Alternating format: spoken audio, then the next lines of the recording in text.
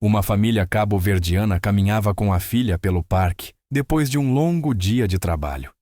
A menina de 7 anos vinha saltitando feliz. De repente, ela parou imóvel e sussurrou: "Ele está a chorar." A poucos passos, um homem idoso estava sentado num banco, a cabeça baixa, os ombros a tremer de tristeza. Instintivamente, os três aproximaram-se. A menina olhou para o homem e disse baixinho: "Acho que o senhor precisa de um abraço. Posso dar-lhe um abraço?" O homem idoso levantou a cabeça confuso, atordoado. Naquele momento, nenhum deles imaginava que a sugestão simples da menina mudaria as suas vidas. Antes de continuarmos, diz-nos que horas são e de onde estás a ver. Subscreve e anima-te, porque amanhã tenho algo especial para ti. O sol de outono descia sobre o Parque Eduardo VII, naquela tarde de início de novembro, projetando sombras longas pelos caminhos. Marcos e Daniela Tavares tinham acabado de terminar o turno no centro comunitário, onde ambos trabalhavam, ele como supervisor de manutenção e ela como coordenadora de atividades. Tinham acabado de buscar a filha Inês à escola e agora atravessavam o parque a caminho da paragem de autocarro, com a menina a saltitar entre eles. Aos 7 anos, Inês tinha os olhos castanhos calorosos do pai e o riso contagiante da mãe. Herdara deles outra coisa também, a capacidade de ver pessoas que muitos ignoravam. "Mamã, podemos dar comida aos patos?" perguntou Inês, apontando para o lago onde alguns patos deslizavam pela água. "Hoje não, meu amor", disse Daniela, olhando para o relógio. "Precisamos de apanhar o autocarro das 16h15 ou perdemos as promoções do supermercado." "Mas mamã..." Inês parou a frase pela metade. A sua mão escorregou da mão da mãe e ela ficou completamente imóvel a olhar fixamente para algo do outro lado do caminho. Inês chamou Marcos, seguindo o olhar da filha. Num banco pintado de verde sob um enorme carvalho, estava sentado um homem branco, idoso. Devia ter uns 70 e poucos anos, vestido com roupas que um dia tinham sido caras, mas agora mostravam sinais de desgaste. Um cardigã azul marinho com uma pequena nódoa na manga, calças vincadas, ligeiramente gastas na bainha. Sapatos antes bem engraxados, agora começando a rachar com a idade. Mas não eram as roupas que tinham captado a atenção de Inês. Era a maneira como ele chorava, não um choro alto e dramático, mas o choro silencioso, o que vem de um lugar tão profundo que já não existem palavras. Os ombros tremiam ligeiramente, uma mão envelhecida pressionada contra o rosto, a outra segurando algo pequeno junto ao peito. Uma fotografia. Marcos pousou uma mão protetora no ombro de Inês, o seu primeiro instinto a despertar. "Vamos, minha princesa. Vamos dar privacidade ao Senhor." Mas Inês não se mexeu. Ficou ali, o rosto pequenino, franzido de preocupação, estudando o homem idoso com a empatia pura que as crianças têm antes de o mundo lhes ensinar a desviar o olhar da dor. "Papá", sussurrou ela sem desviar os olhos do homem. "Ele está mesmo triste. Como tu estavas quando a avó Rosa morreu." O peito de Marcos apertou. A mãe tinha falecido há 3 anos, e houvera dias em que a dor o derrubara, dias em que se sentava sozinho a tentar manter-se firme pela família, mas a desabar quando ninguém via. Daniela ajoelhou-se ao lado de Inês e disse suavemente: "Tens razão, meu amor. Ele parece muito triste, mas às vezes os adultos precisam de espaço quando estão a sofrer." "Mas e se ele não tiver ninguém?" insistiu Inês, a voz pequenina, mas firme. "E se ele estiver sozinho e ninguém souber que ele precisa de ajuda?" Marcos e Daniela trocaram um olhar, uma daquelas conversas silenciosas que casais com 12 anos de vida juntos conseguem ter num segundo. Marcos viu a preocupação no rosto da esposa, espelhando o seu próprio instinto protetor. Mas viu outra coisa também: reconhecimento. Ambos sabiam o que era precisar de alguém, e não saber se alguém apareceria. Quando a mãe de Marcos morreu, foi a família de Daniela que o sustentou, que levou refeições, cuidou de Inês e se sentou com ele em silêncio quando as palavras eram demasiado difíceis. Eles sabiam o valor de aparecer. E se? Sugeriu Daniela suavemente. Apenas verificássemos se ele está bem, só para garantir que não precisa de nada. Mas Inês, se ele quiser estar sozinho, temos de respeitar. Está bem. Inês acenou seriamente. Os três aproximaram-se devagar. Marcos manteve a mão gentil no ombro da filha, pronto para afastá-la se fosse preciso. O homem idoso não reparou neles de imediato, demasiado mergulhado na memória que segurava nas mãos. O seu polegar deslizava pela fotografia com uma ternura que apertou a garganta de Marcos. Marcos pigarreou suavemente. Com licença, senhor. Antes que Marcos pudesse dizer mais alguma coisa, a menina deu um pequeno passo à frente, um passo só pequeno, mas corajoso, e disse baixinho com a voz trêmula, mas firme: Acho que o senhor precisa de um abraço. Posso dar-lhe um abraço? A cabeça do homem levantou-se de repente, sobressaltado. Os olhos estavam vermelhos e inchados, o rosto manchado do choro. Por um momento parecia desorientado, como se tivesse esquecido que estava num espaço público. Depois a vergonha invadiu-lhe as feições, e ele tentou rapidamente limpar o rosto com a manga. Desculpem, disse automaticamente a voz rouca. Não queria incomodar ninguém. Eu vou-me embora. Começou a levantar-se, mas Marcos levantou uma mão. Por favor, senhor, não está a incomodar. Só queríamos garantir que o senhor está bem. O homem olhou para eles corretamente pela primeira vez. Uma família cabo-verdiana diante dele com preocupação genuína estampada no rosto. Um casal provavelmente nos 30 e poucos, vestidos com roupas de trabalho práticas, que falavam de turnos longos e esforço diário, e uma menina pequena com tranças bem feitas a olhar para ele, com olhos que não tinham julgamento algum, só bondade.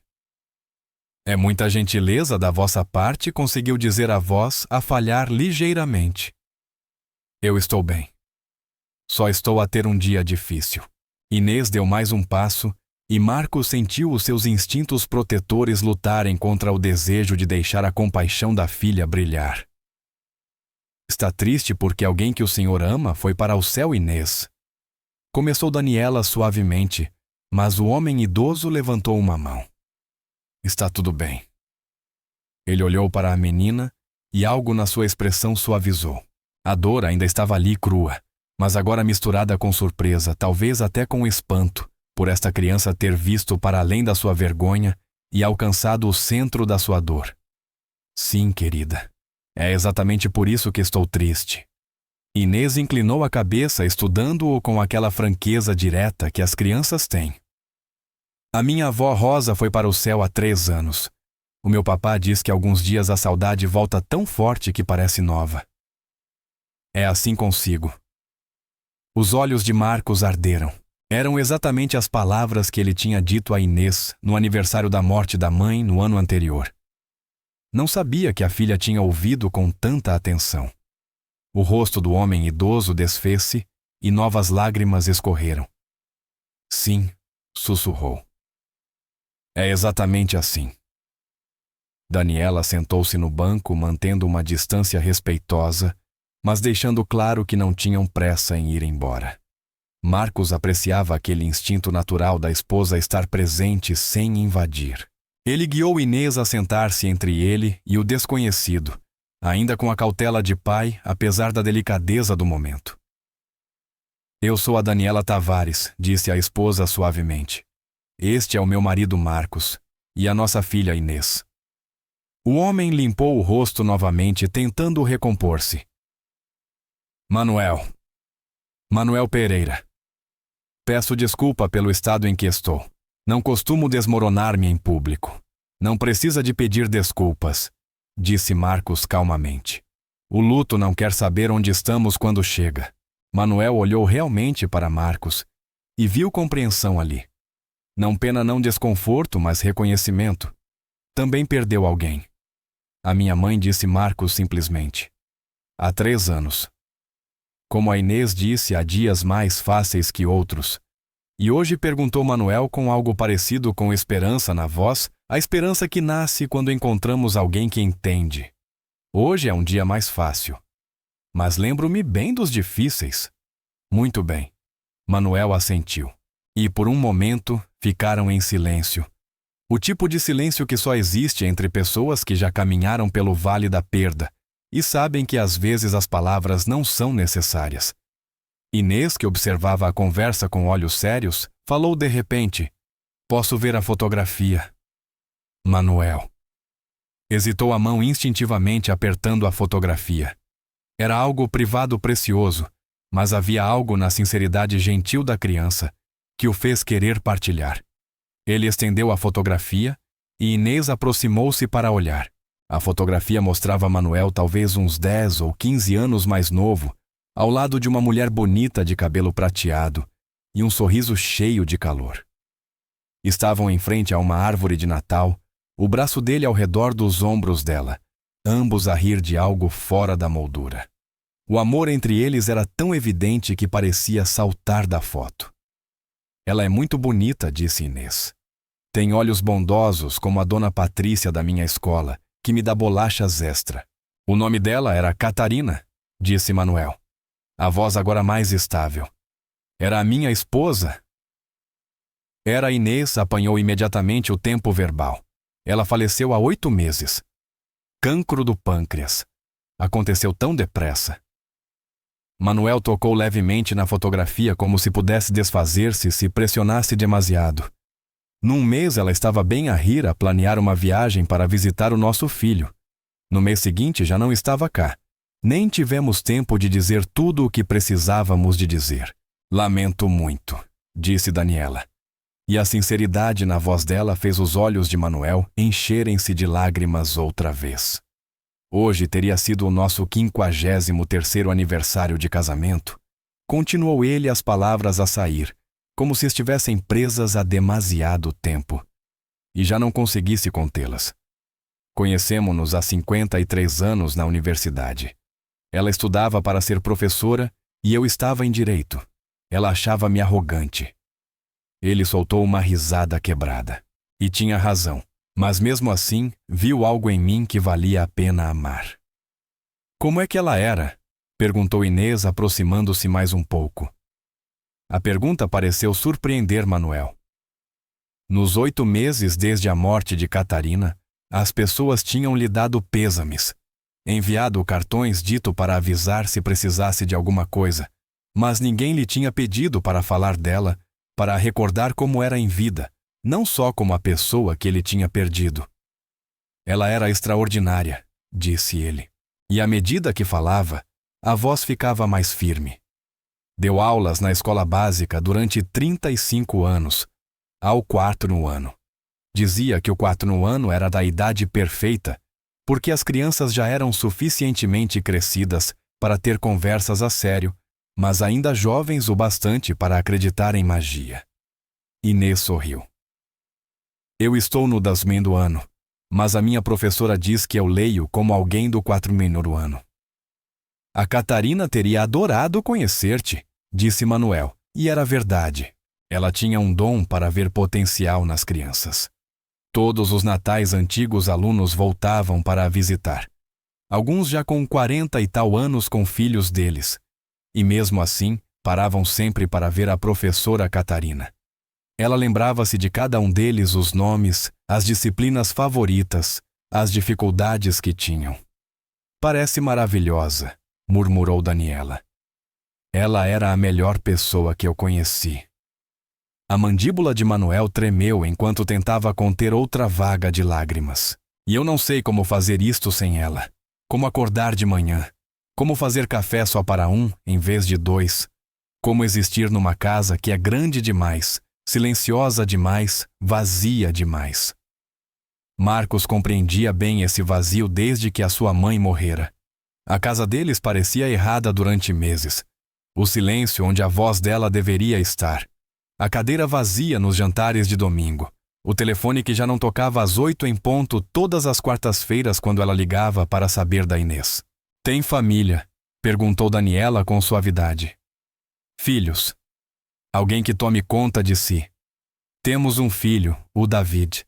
Tem 48 anos, vive no Porto, trabalha no ramo imobiliário na área comercial." A voz de Manuel saiu cuidadosa medida. É muito bem-sucedido, muito ocupado. Marcos ouviu aquilo que Manuel não dizia nas entrelinhas. Mas ele não aparece muito, pois não ele... Tem a vida dele, disse Manuel rapidamente num tom defensivo. A carreira exige muito do tempo dele. Liga-me todos os domingos para saber como estou. É um bom filho. Eu não tenho dúvidas, disse Marcos com cuidado. Mas telefonar e estar presente nem sempre são a mesma coisa. Manuel baixou os olhos para as mãos, para a fotografia que ainda segurava. Ele veio ao funeral da Catarina. Ficou 3 dias. Tratou de tudo. Garantiu que eu tinha o que precisava. Ele manda-me dinheiro todos os meses, mais do que preciso. Ele está aposente a fazer o melhor que consegue. Mas está sozinho, disse Inês com a honestidade direta tão típica dela. O rosto de Manuel voltou a desmoronar-se. Sim, sussurrou. Estou muito sozinho. Sentaram-se com essa admissão por um momento. O sol do fim da tarde filtrava-se pelas folhas do carvalho acima deles, criando sombras salpicadas no banco. À volta, o parque estava cheio de corredores donos a passear cães e famílias, a aproveitar o clima ameno de novembro. Pessoas normais a viver dias normais, sem saber que naquele banco estava a acontecer um pequeno momento de verdadeira ligação humana. Sr. Pereira, disse Daniela, tomando uma decisão. Eu sei que acabamos de nos conhecer e isto pode parecer estranho, mas gostaria de tomar um café conosco. Há uma pastelaria ali do outro lado da rua. Nós oferecemos. Manuel pareceu surpreendido. Oh, eu não quero incomodar. Vocês têm a vossa vida, os vossos planos. O supermercado ainda lá estará daqui a 1 hora, disse Marcos com um pequeno sorriso. E a Inês tem razão. Não devia estar sozinho estando assim tão triste. Ninguém devia. Por favor, Sr. Pereira, pediu Inês, olhando para ele com aqueles olhos castanhos tão sinceros. O meu papá diz que café e conversa deixam os dias tristes um bocadinho mais leves. Apesar de tudo, Manuel encontrou-se a sorrir. O teu papá parece um homem sábio. Ele é, disse Inês, muito certa de si mesma. É o papá mais inteligente do mundo inteiro, excepto quando tenta ajudar-me nos trabalhos de matemática. Aí a mamã tem de corrigir. Isso arrancou de Manuel uma gargalhada verdadeira, a primeira em muito tempo. Foi a primeira gargalhada que ele dera em mais tempo do que conseguia lembrar. Marcos sorriu. Ela não mente. Eu e os números temos uma relação complicada. Então está decidido, disse Daniela, levantando-se. Vamos tomar café. Manuel hesitou mais um momento. Anos de reserva e independência a lutarem contra a necessidade desesperada de contato humano. A necessidade venceu. Está bem. Obrigado. Gostava muito. A pastelaria era pequena e acolhedora, o tipo de sítio de bairro, onde o barista sabia o nome dos clientes habituais. Encontraram uma mesa num canto e Marcos insistiu em pagar. Manuel tentou protestar, mas Marcos fez-lhe um gesto para parar. Senhor Pereira, esta é por minha conta. A próxima pode ser sua. A implicação de que haveria uma próxima vez, de que isto não era apenas um gesto pontual, apertou a garganta de Manuel. Enquanto esperavam pelas bebidas, Inês tirou do seu mochila um livro de colorir e lápis de cera. Quer colorir comigo, Sr. Pereira? Tenho uma página extra com borboletas. Não sou grande artista, admitiu Manuel. Isso não importa. As borboletas não precisam de ser perfeitas. Só precisam de ter muitas cores. Ela empurrou o papel e os lápis para o outro lado da mesa. Durante a hora seguinte, conversaram não sobre o luto, embora esse estivesse sempre ali no fundo, mas sobre a vida. Marcos contou histórias do centro comunitário, dos programas que organizavam para as crianças do bairro do homem idoso, que aparecia todos os dias para jogar xadrez com quem quer que aceitasse o desafio. Daniela falou sobre o clube de leitura, que estava a tentar começar, sobre o sonho de um dia fazer o mestrado em serviço social. Inês coloria e de vez em quando interrompia com observações sobre a escola a sua melhor amiga Maia, o gato vadio que aparecia sempre no quintal e que ela queria desesperadamente adotar. E Manuel falou sobre Catarina. As histórias saíram devagar no início, depois mais depressa, como se uma represa tivesse cedido. Como ela queimava o jantar pelo menos uma vez por semana, mas recusava desistir de experimentar receitas novas. Como colecionava corujas de cerâmica, centenas delas, expostas em prateleiras pela casa inteira. Como chorava em todos os filmes da Disney, até nos momentos felizes. Como cantava desafinado no duche todas as manhãs. Terríveis versões de músicas dos anos 60 que o faziam rir. Ela parece que era mesmo especial, disse Daniela. Ela era o meu mundo inteiro, respondeu Manuel simplesmente. Continua a acordar a pensar que isto tudo foi um pesadelo, que vou virar-me e ela vai estar ali a resmungar. Porque os meus pés frios tocaram nas pernas dela. Mas todas as manhãs a cama está vazia, a casa está silenciosa. E tenho de lembrar outra vez que ela se foi. Marcos estendeu a mão pela mesa e pousou-a no ombro de Manuel, sem dizer nada, apenas oferecendo o peso concreto do contacto humano. Manuel cobriu a mão dele com a sua, segurando-a como um náufrago. Quando finalmente saíram da pastelaria, o sol estava a pôr-se. Daniela escreveu o número deles num guardanapo e colocou-o na mão de Manuel. Digo isto com sinceridade. Se precisar de alguma coisa, ligue-nos. Se estiver a ter um dia difícil e precisar de falar com alguém, ligue-nos. Está bem, Manuel? Olhou para o guardanapo, para aqueles 10 algarismos que representavam uma tábua de salvação que ele nem sabia que precisava. Eu não quero ser um peso. Não é um peso, disse Marcos firmemente. É um ser humano a passar por algo incrivelmente difícil. E às vezes todos precisamos de alguém em quem nos apoiar. O meu papá diz que é isso que as pessoas devem fazer, acrescentou Inês segurando a mão de Manuel. Ajudar-se umas às outras, ser bondosas, tornar os dias tristes mais pequenos ao partilhá-los. Manuel ajoelhou-se para ficar ao nível de Inês, olhando para aquela criança extraordinária, que vira um estranho a chorar e decidirá que ele precisava de ajuda. És muito sábia para 7 anos. Eu tenho quase 7,5, corrigiu ela com seriedade. As minhas desculpas, sorriu Manuel, um sorriso real que lhe chegou aos olhos. És muito sábia para 7,5? Quando se despediram, Manuel caminhou em direção ao carro e a família Tavares seguiu para a paragem de autocarro. Senhor, Pereira chamou Marcos. Manuel virou-se. Nós falamos a sério sobre ligar. Não desapareça, está bem. Manuel acenou incapaz de falar através do nó na garganta.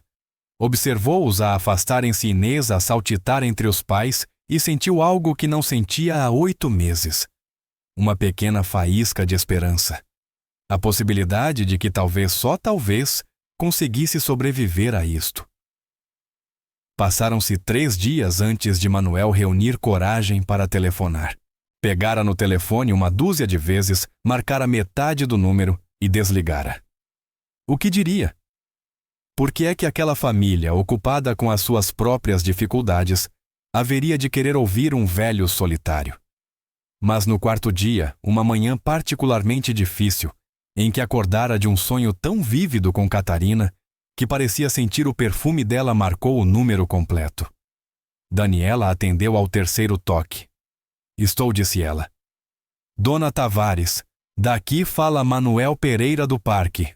Espero não estar a ligar numa má altura. Senhor Pereira, claro que me lembro. E por favor, chame-me Daniela. Como está? A genuína ternura na voz dela fez os olhos de Manuel arderem. Tenho tido dias melhores. Espero não estar a incomodar. Não está a incomodar nada. Estou mesmo agora a acabar algum trabalho de papelada no centro comunitário. O Marcos também está aqui a tentar arranjar um dos aquecedores antes que o frio a sério chegue. Está tudo bem consigo, Manuel. Abriu a boca para dizer que estava bem para inventar uma desculpa educada e desligar. Mas algo o impediu. Talvez fosse a memória da expressão sincera de Inês, a perguntar se ele estava triste. Talvez fosse a necessidade desesperada de ouvir uma voz amiga. Talvez fosse simplesmente o cansaço de fingir que estava bem quando não estava. Não disse ele baixinho. Não estou bem. Hoje está a ser um dia difícil e estou sentado em casa a falar sozinho. E pensei que talvez ajudasse a ouvir uma voz amiga. Ainda bem que ligou, disse Daniela firmemente. E vou fazer uma coisa que pode parecer atrevida, mas vou fazê-la na mesma. Vamos ter um jantar partilhado no centro comunitário esta sexta-feira à noite. Nada de especial, só vizinhos a trazer pratos e a comer juntos. Gostava de vir, e antes que diga que não quer incomodar, não vou aceitar um não. Manuel sentiu-se a sorrir, apesar do peso no peito. É muito persistente, Daniela. É uma das minhas melhores qualidades. Então, sexta às 6, Manuel pensou em dizer que não, em voltar para o seu isolamento, para o luto, para si e a sua casa vazia. Mas também pensou na sensação boa que fora estar naquela pastelaria, falar sobre a Catarina colorir borboletas com uma menina de 7 anos, que não o tratava como se fosse frágil ou quebrado. Gostava, disse ele. O que devo levar, só se quiser. Mas... A Catarina dava aulas ao 4º ano, não era. Ela tinha alguma receita favorita, algo que pudesse fazer em homenagem a ela. A sugestão atingiu Manuel como um impacto físico, mas bom. Fez-lhe recordar. Catarina na cozinha, farinha no nariz, a rir, enquanto tentava salvar mais um desastre culinário. Ela fazia uns biscoitos, disse ele devagar, com pepitas de chocolate e nozes. Era a única coisa que conseguia fazer sem queimar. Fazia-os para os alunos todos os natais. Tenho a receita. Posso tentar. Parece perfeito. Vemo-nos sexta às 6. O centro comunitário fica na Rua Ribeira, aquele edifício grande de tijolo. Não tem como falhar. Depois de desligar, Manuel ficou sentado um longo momento a olhar para o nada. Depois levantou-se, foi para a cozinha e começou a tirar ingredientes. A receita estava na letra de Catarina, manchada e gasta de décadas de uso. As mãos dele tremiam enquanto media a farinha e o açúcar, e teve de parar 2 vezes para limpar os olhos. Mas fez os biscoitos. E quando saíram do forno dourados a cheirar exatamente as manhãs de Natal com Catarina, sentou-se à mesa da cozinha e chorou. Não as lágrimas desesperadas do banco do parque, mas lágrimas suaves de quem recorda alguém amado, de quem honra uma memória, continuando as tradições dessa pessoa. A sexta-feira chegou fresca e límpida, um fim de tarde perfeito de novembro. Manuel vestiu-se com cuidado, trocando de camisa 3 vezes, antes de se decidir por uma simples camisa abotoada. Guardou os biscoitos numa caixa que Catarina usara durante décadas, e conduziu até ao centro comunitário com o coração a bater forte. O parque de estacionamento estava cheio de carros antigos e carrinhas. Lá dentro, a sala principal tinha sido transformada. Mesas longas estavam alinhadas como numa cantina, cobertas com toalhas de mesa desencontradas. As pessoas circulavam pousando pratos, cumprimentando-se com familiaridade. O ar cheirava a frango frito, arroz temperado e algo doce. Manuel ficou parado à porta, de repente, a sentir-se deslocado. Aquilo era uma comunidade e ele era um estranho. Senhor Pereira. A voz de Inês cortou a sua ansiedade. Ela atravessou a sala a correr, desviando-se dos adultos, e atirou-se para os braços dele com a confiança de uma criança que já decidiu que alguém é seu amigo. Veio. Trouxe os biscoitos. A mamã contou-me dos biscoitos. Trouxe, disse Manuel, levantando o recipiente. Mas não posso garantir que sejam tão bons como ela se lembra. Já não tenho muita prática. Eu aposto que estão perfeitos. Inês agarrou a mão livre dele e começou a puxá-lo para dentro da sala. Venha, tem de conhecer toda a gente. Durante os 20 minutos seguintes, Inês apresentou Manuel a praticamente metade do bairro. Dona Chen, que coordenava a horta comunitária. O Sr. Jackson, que dava aulas de guitarra gratuitas todos os sábados. A família Martínez com os seus 4 filhos sempre cheios de energia. A dona Doroteia, com 92 anos e uma mente afiada como uma faca, que o recebeu com um abraço surpreendentemente forte. Marcos e Daniela encontraram-no rodeado de pessoas com Inês ainda agarrada à mão dele como um pequeno percevejo. Vejo que a Inês lhe deu a visita guiada completa, disse Marcos, com um sorriso apertando a mão de Manuel. Tem sido muito minuciosa, disse Manuel, e só então se apercebeu de que estava a sorrir. Ele estava realmente a sorrir. Inês, meu amor, deixa o Sr. Pereira respirar, disse Daniela, soltando delicadamente a mão da filha da de Manuel. Vai ajudar a pôr a mesa. Mas eu estou a ajudar o Sr. Pereira a conhecer as pessoas. E ajudaste muito bem. Agora vai lá pôr a mesa. Inês suspirou teatralmente, mas obedeceu saltitando na direção das mesas. Ela é única, disse Manuel, observando-a afastar-se. É uma forma de o dizer, respondeu Marcos com evidente orgulho. Como se sente, Manuel? A sério, Manuel ponderou a pergunta. Melhor do que há 4 dias, quando telefonei. Obrigado por me convidarem, por me incluírem. É isso que fazemos aqui, disse Daniela simplesmente. Tomamos conta uns dos outros. A refeição foi caótica, barulhenta e maravilhosa. Manuel deu por si sentado entre a dona Doroteia e o Sr. Jackson, ambos viúvos, que partilharam histórias de dor, sobrevivência e força. Os biscoitos que ele fizera foram um sucesso absoluto e 3 pessoas pediram logo a receita. Depois do jantar, enquanto as pessoas arrumavam as mesas e as crianças corriam a jogar apanhada, Inês sentou-se ao lado de Manuel. Divertiu-se? Perguntou ela. Diverti-me muito. Obrigado por me apresentar a toda a gente. Eles são fiches, não são? É por isso que eu adoro vir aqui. Toda a gente é como família. Manuel pensou na própria vida. A casa grande num bairro silencioso, onde raramente via os vizinhos. O isolamento em que caiu depois da morte da Catarina. A forma como se deixara tornar invisível. Tens sorte por teres isto, disse ele. Você também tem agora, disse Inês com naturalidade. Já faz parte. É assim que funciona. Quando aparece a família. Da boca das crianças, pensou Manuel. Ela fazia tudo parecer tão simples, e talvez fosse mesmo. Nas 2 semanas seguintes, Manuel tornou-se presença habitual no centro comunitário. Começou a aparecer às terças à tarde, quando o Marcos estava a trabalhar só para ter alguém com quem conversar. Voluntariou-se no programa pós-escolar, lendo histórias às crianças enquanto esperavam pelos pais. Encontrou-se com a família Santos, Marcos, Daniela e Inês mais 2 vezes para tomar café, uma com a família toda, outra só com o Marcos, quando a Daniela teve turno até mais tarde. Falavam de tudo e de nada. Desporto, política, família, perdas. Marcos contou-lhe mais sobre a mãe, sobre o AVC, que a levou de repente sobre a culpa que ainda carregava pelas palavras que nunca foram ditas.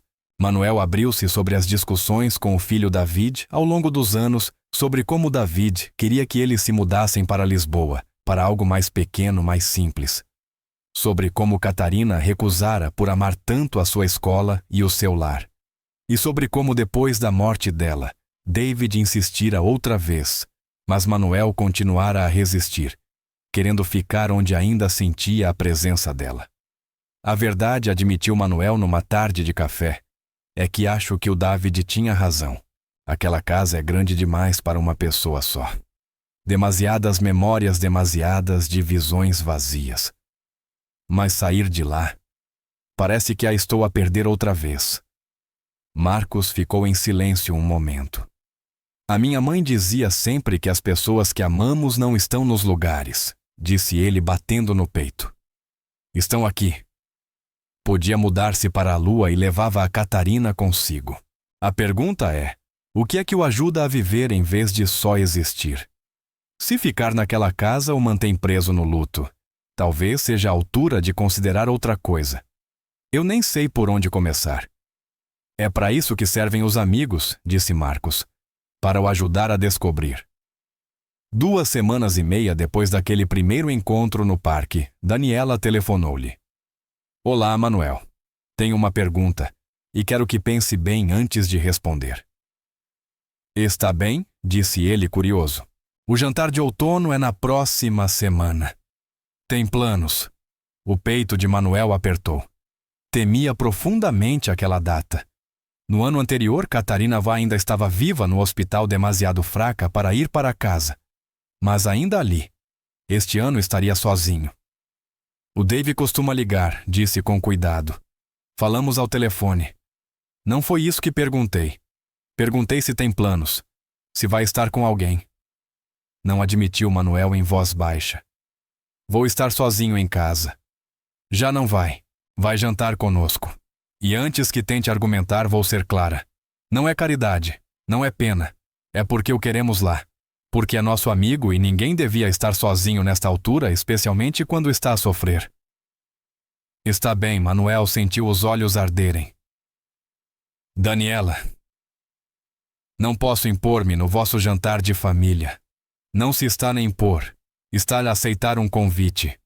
O Marcos já disse que sim quando lhe contei que ia ligar-lhe. A Inês anda a perguntar todos os dias quando é que o Manuel vai lá à casa. Queremos que venha. Eu não sei o que dizer. Diga que sim. Diga que vai estar lá às 3. Diga que vai ajudar o Marcos a tentar fazer a sorda de milho mesmo ele queimando-a todos os anos. Diga que vai julgar o nosso concurso anual de sobremesas entre mim e a Inês. Diga que sim. Apesar de tudo, Manuel riu-se. Não vai mesmo aceitar um não como resposta, pois não. Nem um bocadinho. Então? Sim. Sim, seria uma honra ir ao vosso jantar. Perfeito. Vou enviar-lhe a morada por mensagem. E Manuel? Estou mesmo muito feliz por o termos encontrado. Depois de desligarem Manuel, ficou sentado a segurar o telefone esmagado pela gratidão e por outra coisa. Algo perigosamente próximo da alegria. Telefonou ao David nessa noite, coisa que raramente fazia fora das chamadas de domingo. Pai, está tudo bem. A voz de David vinha carregada de preocupação. Está tudo bem? Melhor do que bem, na verdade. Queria contar-te sobre algumas pessoas que conheci. Uma família. Os Santos. Ok, disse David devagar. Quem são eles? Manuel contou-lhe tudo.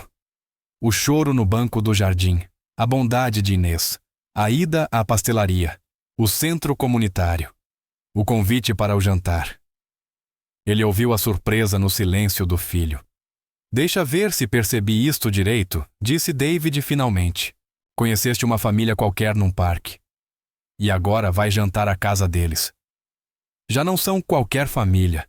São amigos. Pai, tens a certeza que isso é seguro. Tu não conheces realmente essas pessoas. Manuel sentiu um lampejo de irritação. Conheço-os melhor do que conheço a maior parte dos meus vizinhos. Mostraram-me mais gentileza em 2 semanas do que recebi em 8 meses. Não quis dizer.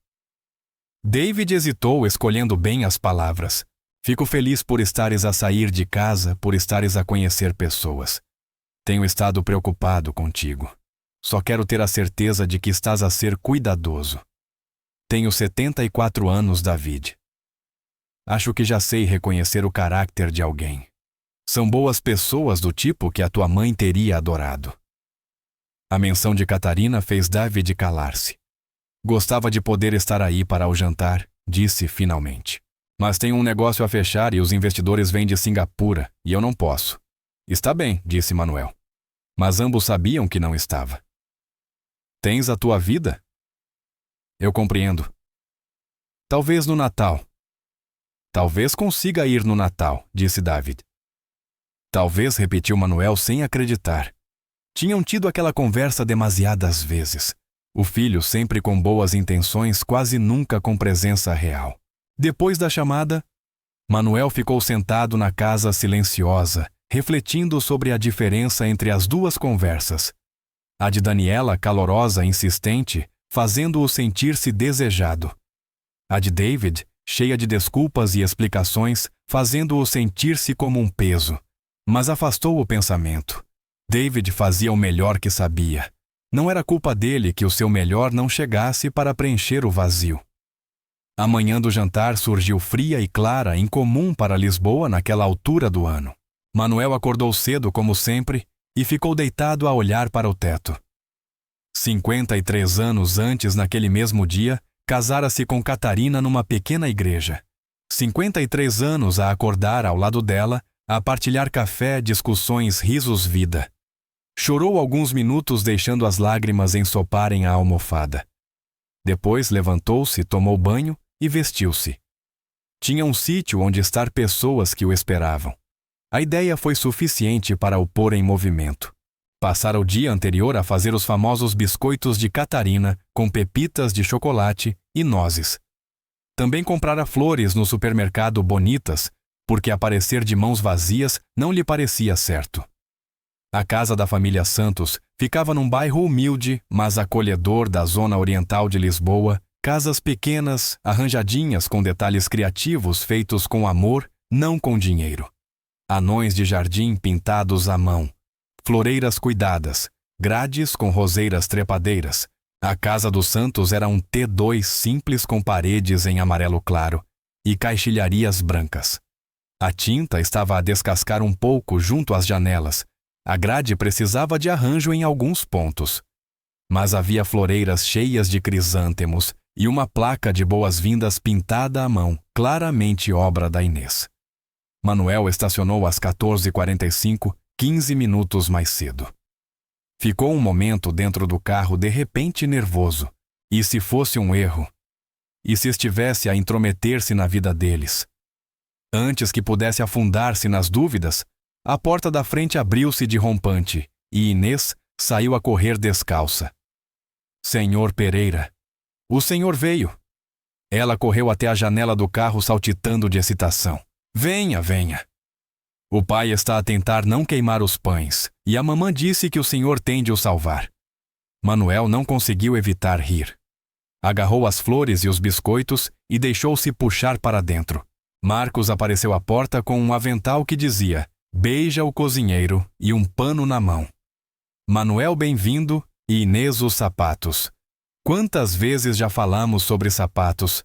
Mas pai, eu vi o Sr. Pereira e fiquei emocionada com sapatos calçados. Anda! Inês suspirou dramaticamente e correu para dentro para ir buscar os sapatos. Marcos apertou a mão de Manuel e depois puxou-o para um abraço rápido. Ainda bem que veio amigo. Precisamos de todas as mãos. A Daniela pôs-me encarregado dos pãezinhos. E já sabe como isso costuma acabar. Lá dentro a casa cheirava de forma irresistível. Peru no forno, batata doce a assar algo com canela a perfumar o ar. O espaço era pequeno, mas acolhedor. Superfícies cheias daquele tipo de desarrumação vivida que transforma uma casa num lar. Desenhos da Inês no frigorífico, fotografias em todas as paredes, um cesto de roupa dobrada no sofá, à espera de ser arrumada. Daniela surgiu da cozinha a limpar as mãos no avental. Parecia cansada, mas feliz, o cabelo preso num lenço e uma mancha de farinha na bochecha. Manuel chegou na altura perfeita. Preciso de alguém para provar o gratinado de batata doce e dizer-me se precisa de mais marshmallows. O Marcos diz sempre que não, mas eu acho que sim. Com certeza precisa de mais marshmallows, gritou Marcos da cozinha. E é por isso que eu te amo, disse Daniela, beijando o marido na face ao passar. Manuel recebeu uma colher e foi conduzido à cozinha, onde não menos de 6 pratos diferentes estavam em várias fases de preparação. A cozinha era minúscula, mal cabiam 2 pessoas.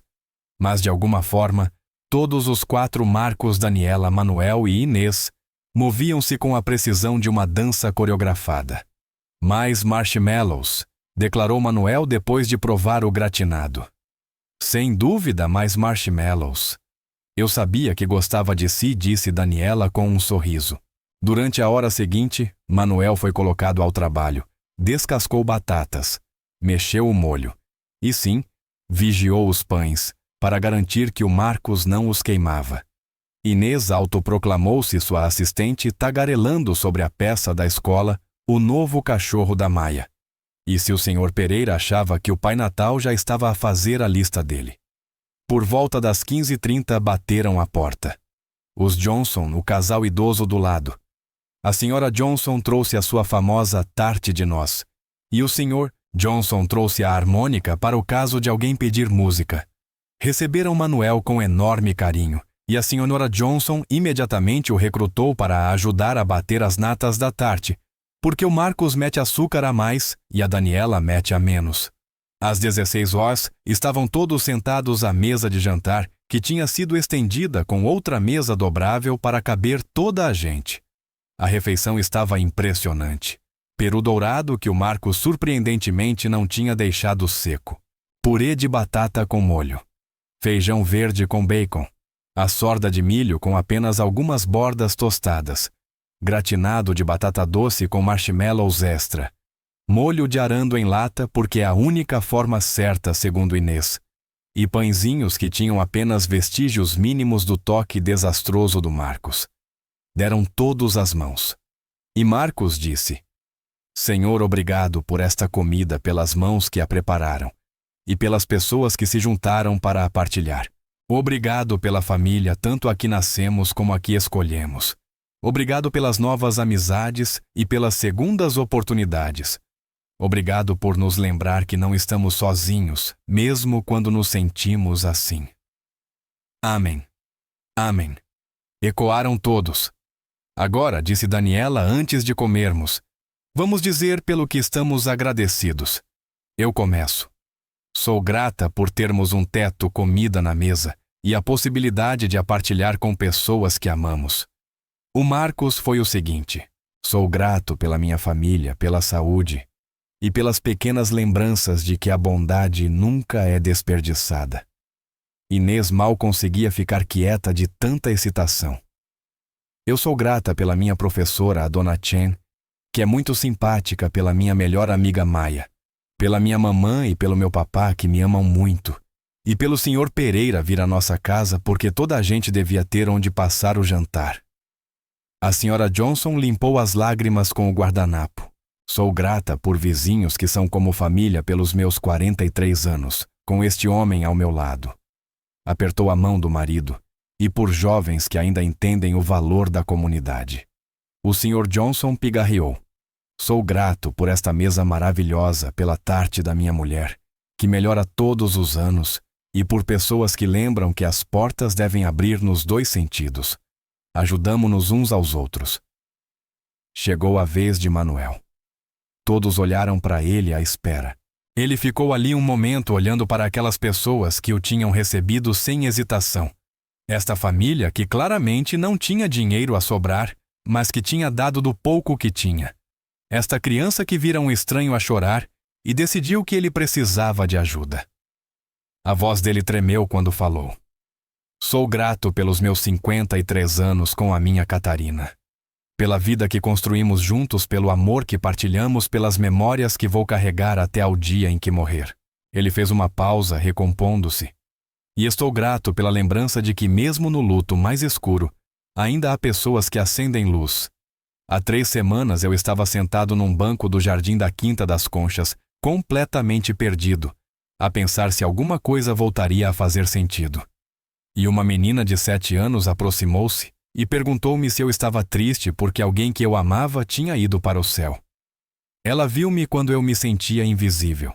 Ela e os pais trataram-me com uma bondade que eu não merecia e muito menos esperava. Os olhos de Manuel estavam cheios de lágrimas, mas ele não as limpou. Vocês deram-me algo que eu não pensei voltar a sentir. Esperança. Ligação humana. Um motivo para me levantar de manhã que não fosse apenas hábito. Por isso estou grato por novos amigos que se tornaram família. Por esta refeição, esta casa, este dia. Por todos vocês. Não havia um único olho seco à mesa. Inês levantou-se, contornou a mesa e abraçou Manuel, envolvendo-lhe o pescoço com os braços pequenos. Viu? Sussurrou. Eu disse-lhe que as luzes iam voltar. Comeram, conversaram e riram.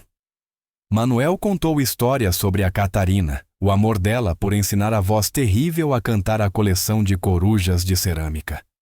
A família Santos e os Johnson ouviram com verdadeiro interesse, fizeram perguntas, partilharam também as suas próprias histórias de amor e perda. Marcos reparou que o prato de Manuel estava quase vazio. Manuel coma mais. A comida para um batalhão. Vou andar a comer sandes de peru durante uma semana. Está delicioso, disse Manuel, aceitando mais uma porção de assorda de milho. A Catarina era a cozinheira lá de casa. Desde que ela morreu, tenho vivido de refeições congeladas e take-away. Esta é a primeira refeição caseira decente que como em meses. Isso não pode ser, declarou Daniela. Manuel, estou a fazer uma regra permanente. Jantares de domingo cá em casa todas as semanas. Comemos às 5. É sempre bem-vindo. Não precisa avisar. Basta aparecer. Eu não podia. Podia sim, disse Marcos firme, mas sorridente. A Daniela cozinha como se estivesse a alimentar um regimento. E sinceramente sabe bem ter outro adulto que aprecie a comida dela. A Inês anda numa fase em que acha que tudo precisa de ketchup. Não é tudo, protestou Inês do outro lado da mesa. Só quase tudo, corrigiu Marcos. Manuel sentiu a garganta apertar. Não tem noção do quanto isto significa para mim. Sabemos exatamente o quanto significa, disse Daniela suavemente. Por isso é que oferecemos. Depois do jantar, Inês convenceu Manuel a ajudá-la com um puzzle no tapete da sala, enquanto os adultos arrumavam a cozinha. Enquanto juntavam peças de uma quinta com animais, Inês falava sobre tudo e nada. Sr. Pereira tem netos? Não, querida. O meu filho, o David, nunca casou. Está muito concentrado na carreira. Isso é triste. Toda a gente devia ter filhos. Filhos são divertidos. Tu certamente és, disse Manuel encontrando uma peça de canto. E o que queres ser quando cresceres? Professora como a minha avó Ruth foi e como a dona Catarina foi. Olhou para ele com seriedade pouco comum para a idade. Acho que professores são importantes porque ajudam a acender luzes na cabeça das pessoas. Manuel sorriu. A Catarina teria adorado conhecer-te. Ela dizia sempre que os melhores professores eram aqueles que amavam aprender tanto quanto ensinar. O seu filho era bom aluno. Era muito empenhado. Queria sempre ser o melhor em tudo. Boas notas, topo da turma, bolsa completa para a universidade. Mas ele é feliz? Perguntou Inês com a honestidade que só uma criança tem. Manuel hesitou. O David era feliz, era bem-sucedido, rico, respeitado. Mas feliz não sei, admitiu. Acho que está satisfeito com o que conquistou. Se isso é o mesmo que felicidade. Não sei dizer. O meu papá diz que não adianta ser bom nas coisas se esquecemos de ser bons para as pessoas. O teu papá é muito sábio. Trabalharam no puzzle em silêncio confortável. Manuel sentia-se relaxado de uma forma que não sentia há meses. O calor da casa. O som de riso a vir da cozinha.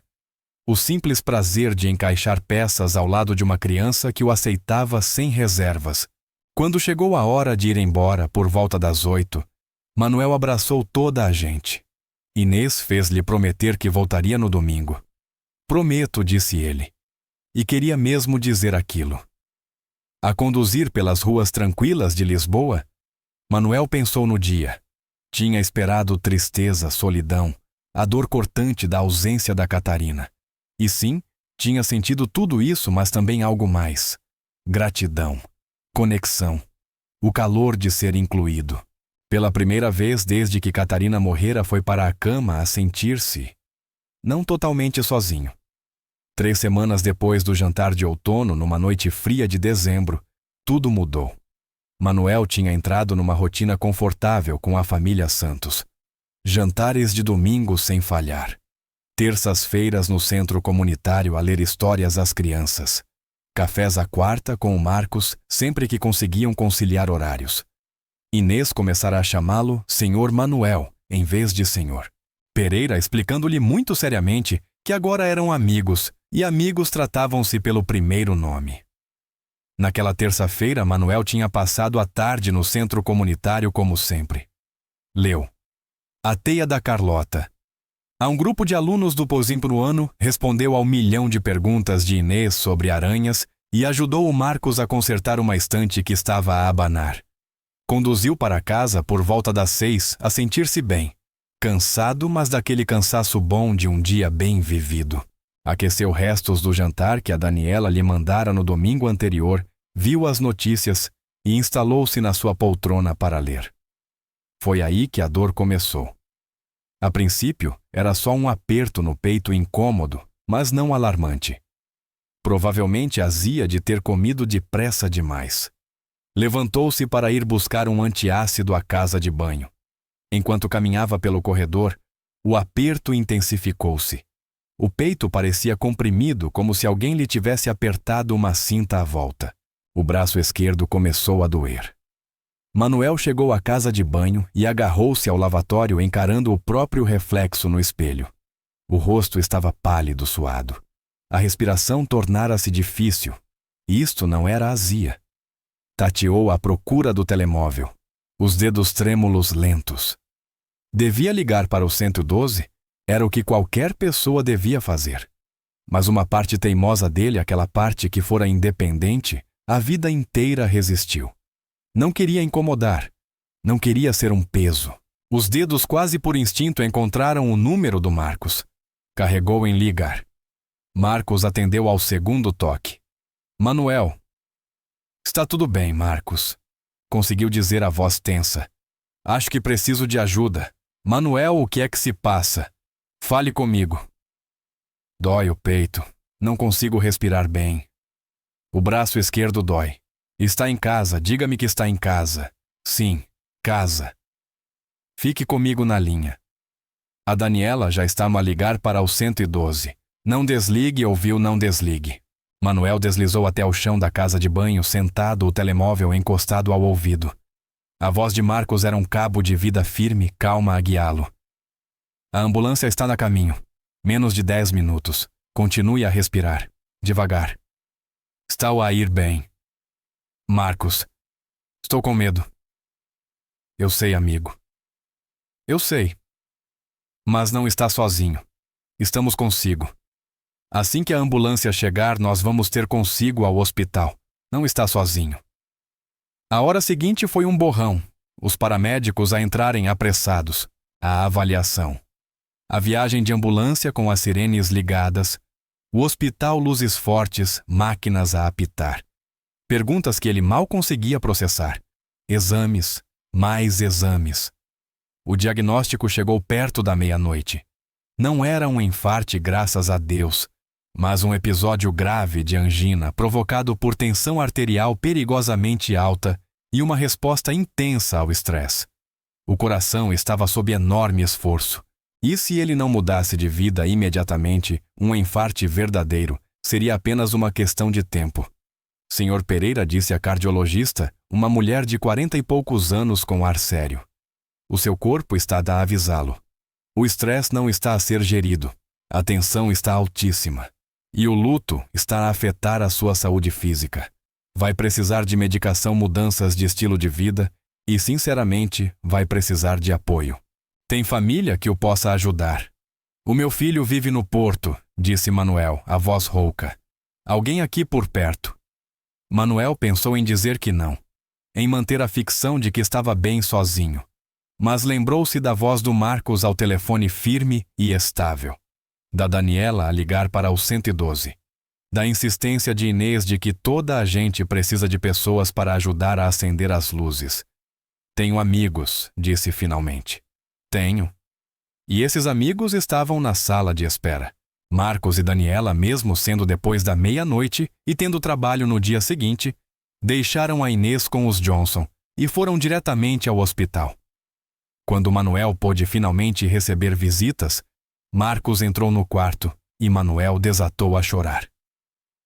Ei, disse Marcos puxando uma cadeira ao lado da cama. Está tudo bem. A médica disse que vai ficar bem. Desculpa, murmurou Manuel. Desculpa ter te ligado.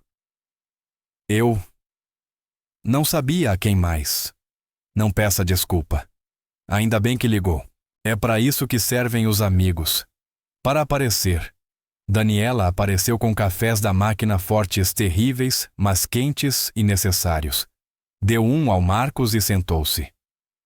Manuel, vou dizer uma coisa e quero que ouça mesmo, disse ela, séria. Não pode continuar assim, sozinho naquela casa enorme e isolado a tentar lidar com o luto sozinho. Está literalmente a matá-lo. Eu? Não sei o que fazer, disse Manuel quebrado. Deixa-se ajudar, disse Marcos firme. Deixa de fingir que está bem quando não está. Liga ao seu filho e diz-lhe o que está a acontecer. Aceita apoio.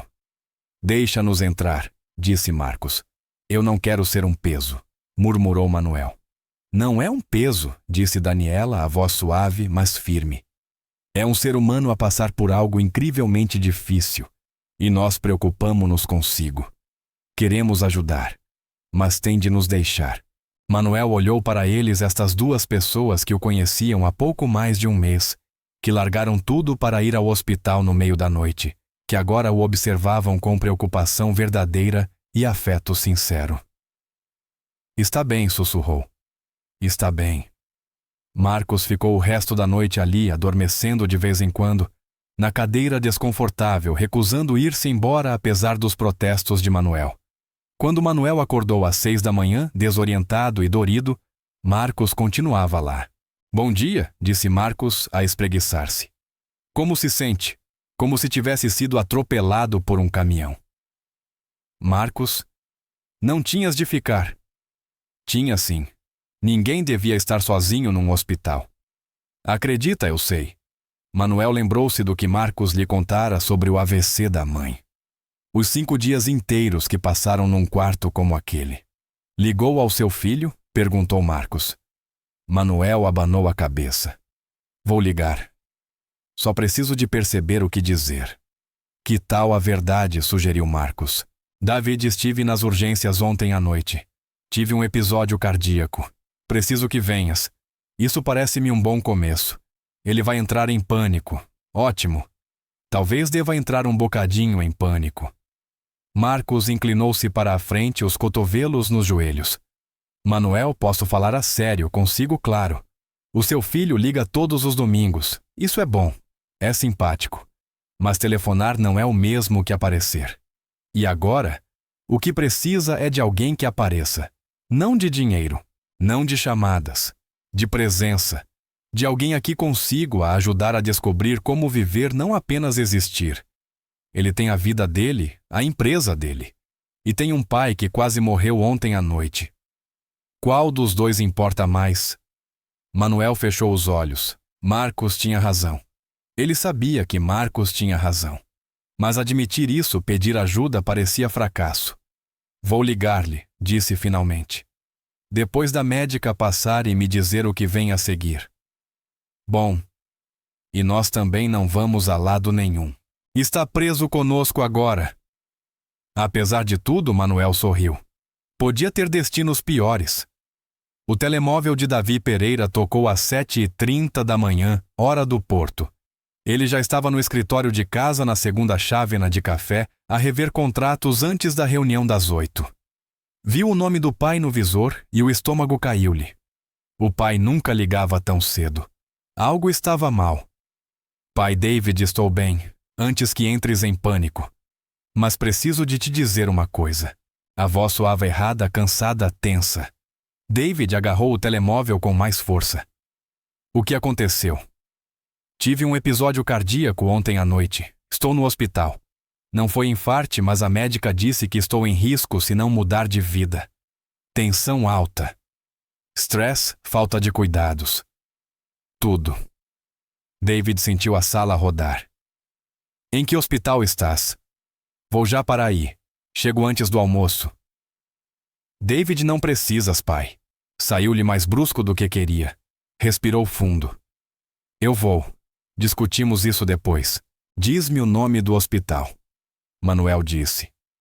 Depois de desligar David, ficou sentado a olhar o vazio. O pai estivera nas urgências sozinho. E ele nem soubera, nem estivera lá. Pensou nas chamadas de domingo, nas conversas leves sobre o tempo, o golfe, o cão do vizinho. O pai esconderá a dor toda, e ele acreditara na fachada. Ligou à assistente e cancelou tudo na agenda para a semana inteira. Os investidores de Singapura podiam esperar. Os contratos podiam esperar. Tudo podia esperar. O pai não. Dave conduziu depressa fazendo a viagem Porto-Lisboa em pouco menos de 3 horas. Foi direto ao hospital sem passar primeiro pela casa do pai. Encontrou o quarto no piso de cardiologia. O pai estava sentado na cama pequeno, envelhecido, cansado. Com soro num braço, monitores a apitar e um desgaste que lhe doeu no peito. Mas não estava sozinho.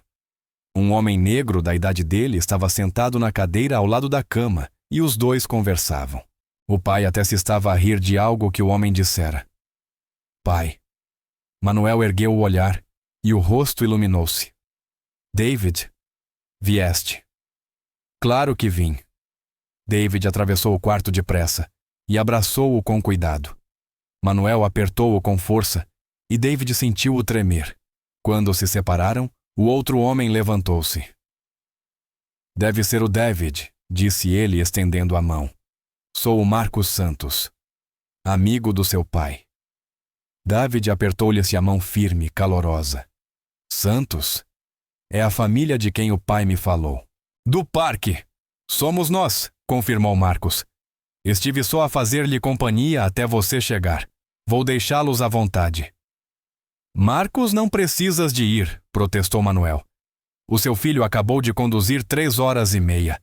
Vocês os dois precisam de tempo juntos. Marcos apertou o ombro de Manuel. Eu passo cá mais tarde. E lembre-se do que a médica disse sobre o horário da medicação. Depois que Marcos saiu, Dave puxou a cadeira para mais perto da cama.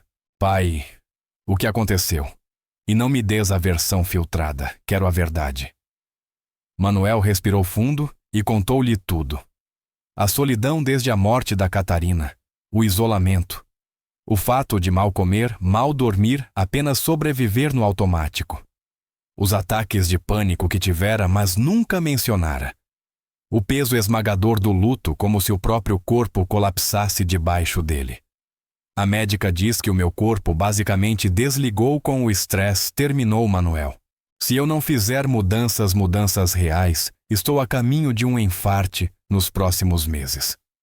David sentiu a raiva e a culpa guerrearem dentro do peito. Raiva por o pai não lhe ter dito nada. Culpa por não ter estado presente o suficiente para reparar. Por que é que não me ligaste? Perguntou, tentando manter a voz estável. Por que é que não me disseste que estava assim tão mal, estás sempre tão ocupado? Não queria ser um peso. Um peso. Para mim, David levantou-se, começando a andar de um lado para o outro no quarto apertado. Pai, eu sou teu filho.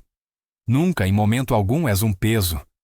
Como podes pensar isso? Porque vejo a tua vida, David. A empresa, as viagens constantes. Construíste algo incrível e tenho orgulho de ti. Mas também vejo que não tens espaço para muito mais, incluindo para mim. As palavras atingiram David como um murro no estômago. Isso não é justo. É sim, disse Manuel. A voz não era acusatória, era triste.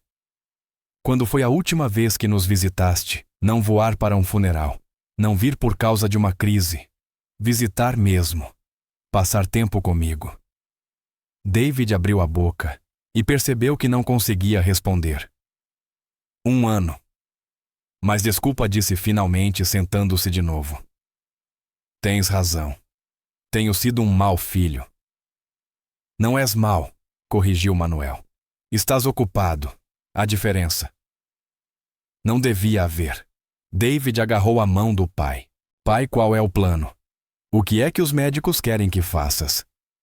Medicação para a tensão. Gestão de estresse, que aparentemente significa terapia. Melhor alimentação, exercício regular, contacto social. Manuel sorriu com tristeza. Basicamente, tudo aquilo que eu não tenho feito. Então vamos garantir que fazes. David endireitou-se. Vou mudar-me para Lisboa. Ou tu vens para o Porto. Tratamos disso. David, sem discussões. Isto vai acontecer. Quase te perdi. Não vai acontecer outra vez. Manuel ficou calado um momento. E a tua empresa dou um salto ao Porto quando for preciso. Promovo o diretor-geral. Trabalho à distância. Reestruturo tudo. Não quero saber. Nada disso interessa se tu não estiveres cá. A tua mãe diria que finalmente estás a pôr as prioridades no sítio. David sentiu lágrimas picarem-lhe os olhos. E ela teria razão. Ficaram em silêncio durante algum tempo. Depois Manuel voltou a falar. David, antes de começares a fazer planos para mudar toda a tua vida, quero que conheças a família Santos como deve ser. Vem comigo ao jantar de domingo. Quero que vejas o que eles me deram. Depois falamos dos próximos passos. Está bem, concordou David. Mas pai, eu não saio de Lisboa até termos um plano sólido. Vais ter de me aturar durante uns tempos. Podia ter destinos piores, disse Manuel repetindo as palavras que dissera ao Marcos. Manuel teve alta do hospital na sexta à tarde, com instruções rigorosas sobre medicação, dieta e consultas. David levou-o à casa e ficou impressionado com o vazio e a falta de vida naquele espaço. Estava limpo, obsessivamente limpo, mas parecia um museu. Não uma casa. Tudo perfeitamente arrumado. Nada vivido. David viu os traços da mãe em todo o lado. As almofadas do sofá, a coleção de corujas, a cadeira de leitura junto à janela. Mas era como se o tempo tivesse parado ali, como um altar, para alguém que já não voltaria. Pai, quando foi a última vez que tiveste amigos cá em casa? Ou sequer ligaste à televisão?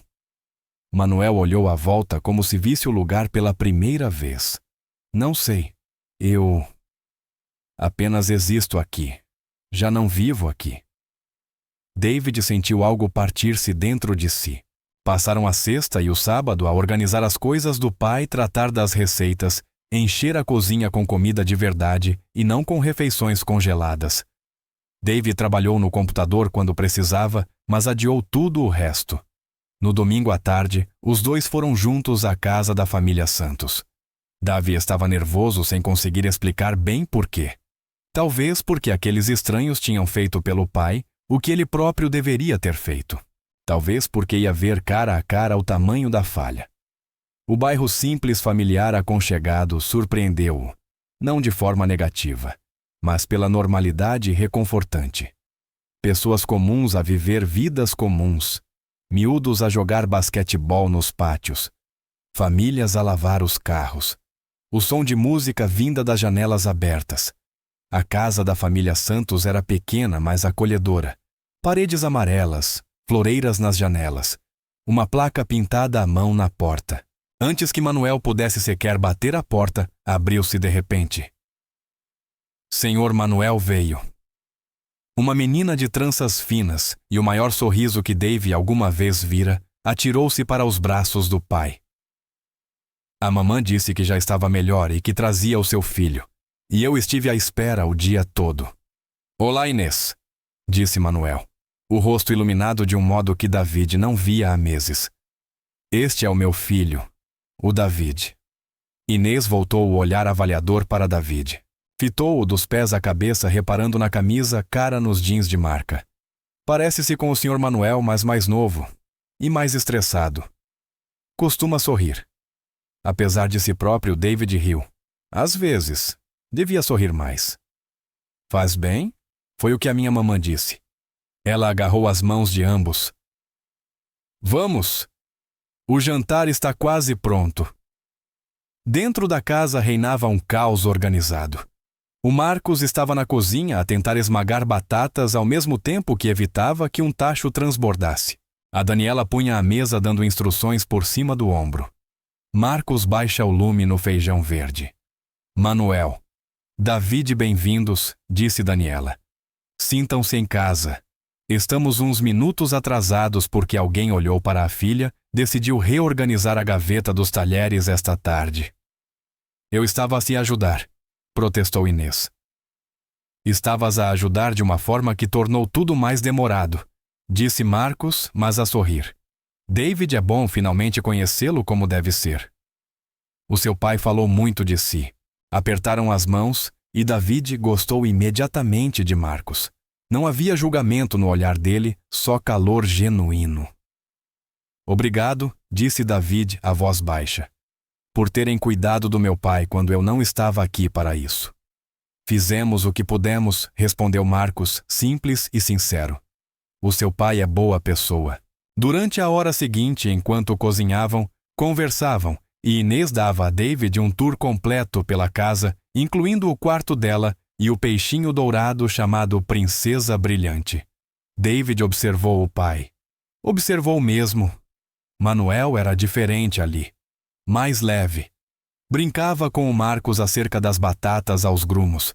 Ajudava a Daniela a levar pratos para a mesa.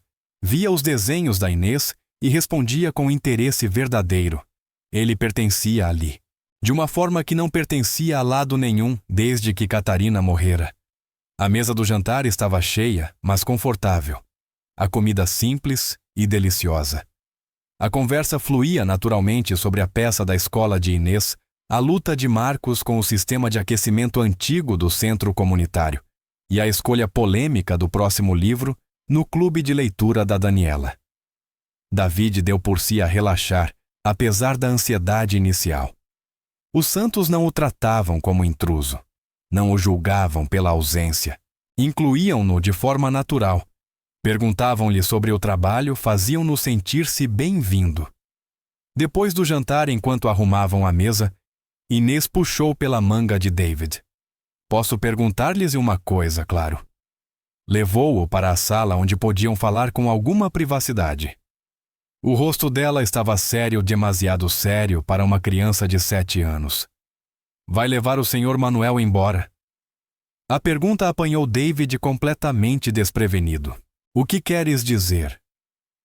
O meu papá disse que talvez o senhor quisesse que o Sr. Manuel fosse morar para o porto, para estar mais perto de si. Vai levá-lo embora de nós. David ajoelhou-se para ficar à altura dela, olhando para aquela criança extraordinária, que de alguma forma se tornara tão importante para o pai. Eu não sei ainda, respondeu honestamente.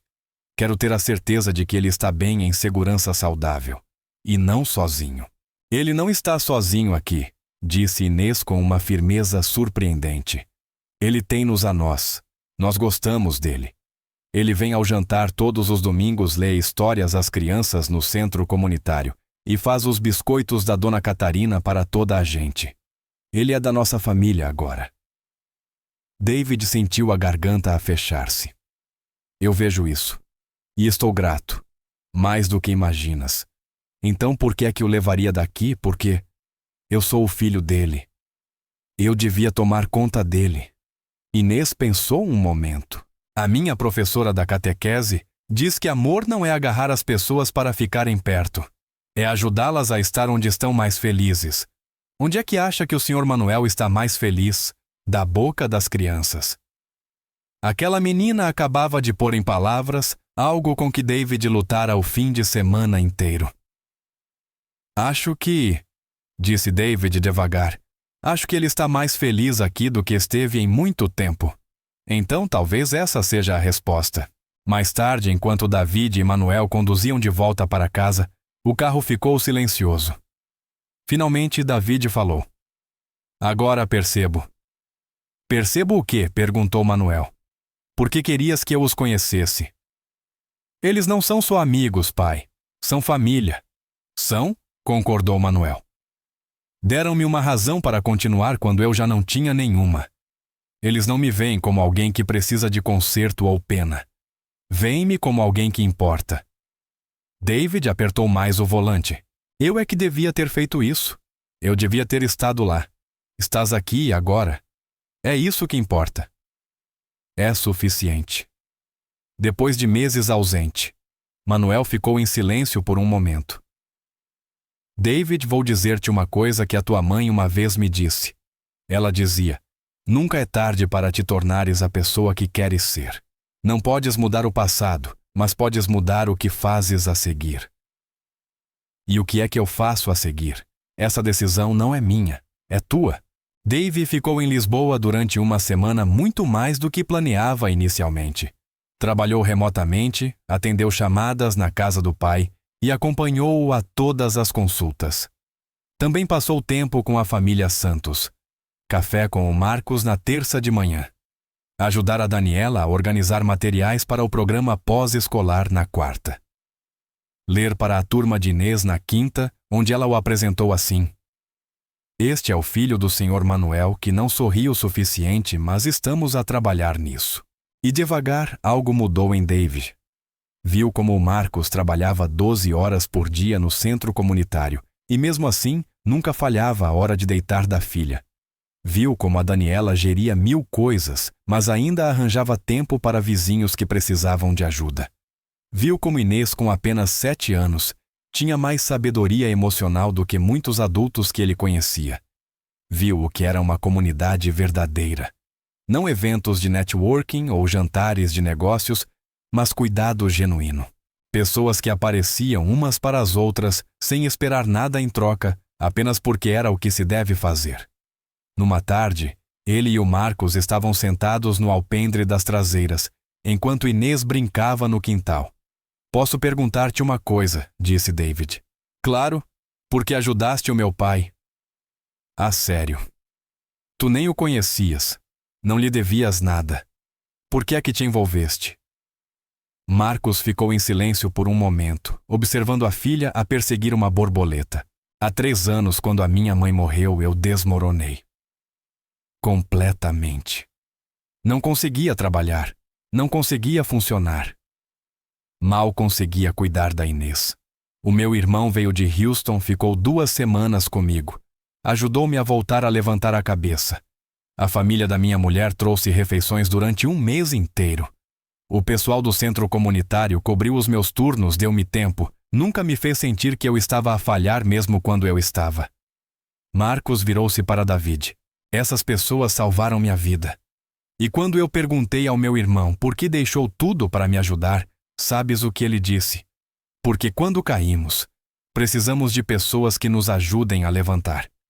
E um dia vais ter a oportunidade de ser essa pessoa para alguém. David ficou calado, absorvendo cada palavra. Então ajudar o meu pai foi pagar isso adiante. É mais do que isso, disse Marcos. É reconhecer que todos nós estamos a um dia mau de distância de precisarmos de ajuda. O teu pai estava a afogar-se. Nós atiramos-lhe uma corda.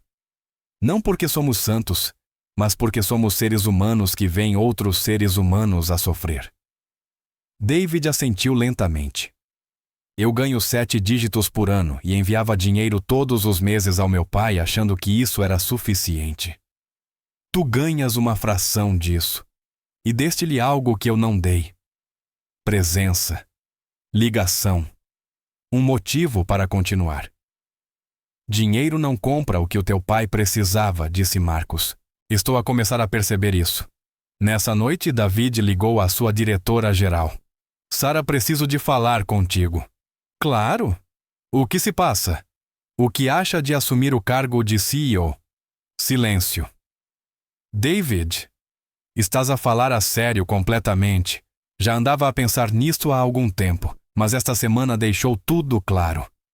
Passei 20 anos a construir a Patterson Enterprises e no processo esqueci-me do porquê. O meu pai quase morreu. E eu não estava lá. Isso não pode voltar a acontecer. E o que farias tu? Não desapareço. Fico como presidente do conselho. Foco-me em estratégia e visão. Operações do dia a dia ficam contigo. Tu ganhaste isso. E honestamente, provavelmente farás melhor do que eu. Deixa-me pensar. Pensa com calma. Mas, Sara, acabei de sacrificar relações por trabalho. Acabei de chegar sozinho ao topo. Quando desligou, David encontrou o pai na sala, a folhear álbuns de fotografias. Pai, preciso de falar contigo. Claro. Manuel pousou o álbum. Estou a reestruturar a empresa. Vou promover a Sara para CEO. Vou afastar-me das operações diárias. Os olhos de Manuel arregalaram-se. David, não precisas de fazer isso por mim. Não estou a fazer por ti. Estou a fazer por mim. Porque tinhas razão. Construí uma carreira incrível e sou bem-sucedido em todos os critérios. Mas tenho 48 anos. Nunca casei. Não tenho filhos. e estava tão absorvido no trabalho que nem reparei que o meu pai estava literalmente a morrer de solidão. David sentou-se pesadamente. Qual é o sentido de todo esse sucesso? Se acabo sozinho, se falho as pessoas que realmente importam. O que vais fazer? Perguntou Manuel. Não sei ainda. Descobrir o que vem a seguir. Passar tempo contigo. Talvez encontrar uma vida fora de salas de reuniões e contratos. Fez uma pausa. Os santos mostraram-me aquilo que eu andava a perder. Ligação verdadeira. Comunidade. O tipo de riqueza que não aparece num relatório financeiro. Os olhos de Manuel encheram-se de lágrimas. A tua mãe estaria tão orgulhosa de ti agora. Acho que ela diria, já era tempo de acordares. Ficaram sentados em silêncio confortável durante algum tempo. Depois Manuel falou. Também tenho pensado sobre o que vem a seguir para mim.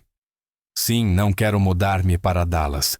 E não acho que devas mudar-te para Lisboa. Pelo menos não permanentemente. Tu tens uma vida em Dallas, amigos, casa. Mas talvez possamos encontrar um meio termo. Talvez eu mude para algo mais pequeno, mais fácil de gerir aqui, perto dos santos. Talvez tu venhas visitar mais vezes. E quero dizer, visitar de verdade, não só por obrigação. Gostava disso, disse David. E pai, tenho pensado noutra coisa também. O que os santos? Eles ajudaram-te por pura bondade. Não aceitaram dinheiro. Não quiseram que eu pagasse nada.